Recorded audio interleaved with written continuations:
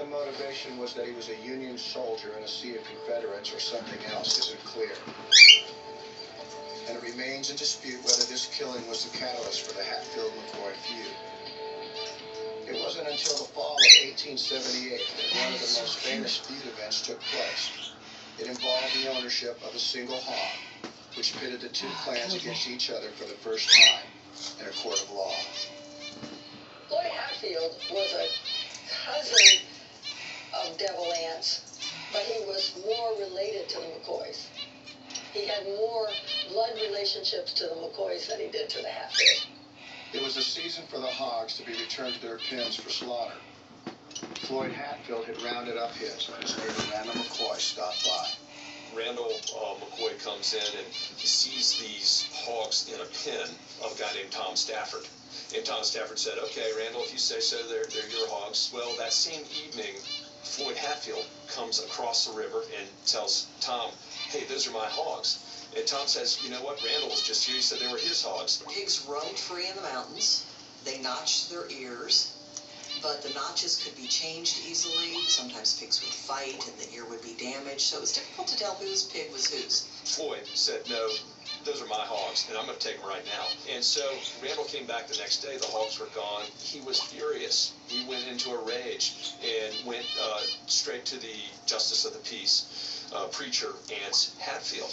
One of the things that I think is often interesting when we look at the feud is people have an image of vigilante justice with weapons and all of the dramatic things. And in fact, the Hatfields in particular were exceptionally litigious. They went to court for everything. They weren't uncivilized, you know, the way that we came to think of them and the way that the sort of the muckraking journalists portrayed them. They weren't savages. Now, a lot of people think that it's funny that you could have a trial over a hog, but you've got to remember these are subsistence farmers, and the only source of protein that they had were the hogs that they raised and the game that they killed. And so a hog was actually a very important part of what people needed to be able to survive, and that was one of the reasons that it was a big enough issue that there was actually a trial over it. While the majority of the Hatfields were residents of the West Virginia side of the valley, Floyd Hatfield happened to live on the Kentucky side, which is where the case would go to trial. This area was, by all accounts, McCoy country, so the selection of a jury of his peers was a delicate matter. There was only one justice of the peace in the area, and he was a Hatfield. Preacher Anse Hatfield was known to be a temperate and honest man, respected by both clans. There is no evidence that the McCoys complained about a Hatfield issue. Volume The Justice buttons. of the Peace knew that this was going to be a very contentious trial. It's going to be trouble for him because he's got Hatfield relatives over in West Virginia. He's got McCoys living all around him. You know, how's he going to come out of this thing? That pig trial was, to me, one of the most interesting trials I've ever read about, because you had a court set up where you had a Hatfield as a judge, then you had 6 Hatfields on the jury, 6 McCoys on the jury, and so you can't imagine there being anything but a hung jury in this case. But the testimony of an eyewitness, Bill Staten, threw the case into an unexpected direction.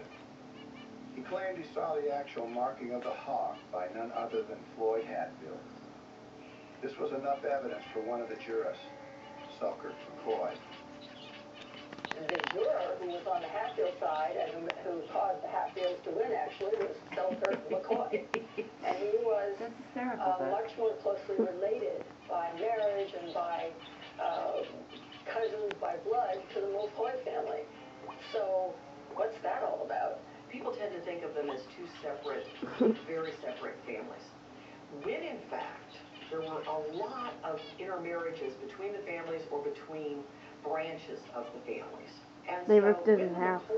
They ripped the kale in half. sides with the Hatfields in this case, sides with what some people perceive as the enemy. In fact, he was related to the Hatfields, he worked for the Hatfields, he lived near the Hatfields. He may have been a McCoy by name, but in fact he was very closely associated with the Hatfields. And this kicks off some family issues, shall we say. Randall McCoy couldn't believe his own flesh and blood would vote against him. Furious, he refused to accept the verdict. While the dispute at first glance was simply over the ownership of a hog, Randall McCoy hadn't forgotten that his brother had died at the hands of the Hatfields.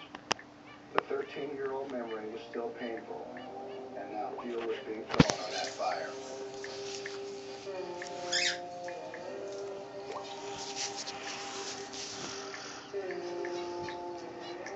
Randall McCoy couldn't get over this insult to him. You know, it was a matter of honor losing this trial. Not only that, he had to pay the court costs. You know, so he was very unhappy about it. He griped about it always. You know, when people would avoid it because we were tired of hearing about this trial and how angry he was and how he had gotten abused and how he was going to get his. I don't want the tortoise to bite the guinea pig. They're like right next to each other. McCoy and Bill Staten were shunned as untrustworthy. Staten was careful to maintain his distance from the McCoy side of the river. You gotta give them more because You'll get more kale? Okay. because it's so funny. Knows that he, you know, has enemies as a result of this. And a meeting was inevitable.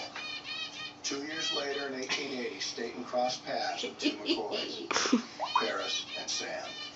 They immediately sing each other because bad words had been exchanged in the past and rocks had been thrown. They even shot at each other across the river a bit. They immediately knew that they were going to have a battle. And so It's going to be like a 10-minute video. Yeah, but you won't be able to post it. I will. Since I'm on Wi-Fi.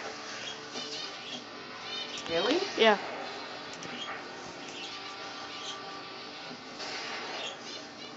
Staten fired at Paris McCoy, wounding him in the shoulder. You don't really? That was pretty funny. I stand corrected. Seven To minutes. Staten's chest, killing him. In the coming years, there would be retribution. Small skirmishes and large. Each side looking for justice, whether it be in a courtroom or in the woods.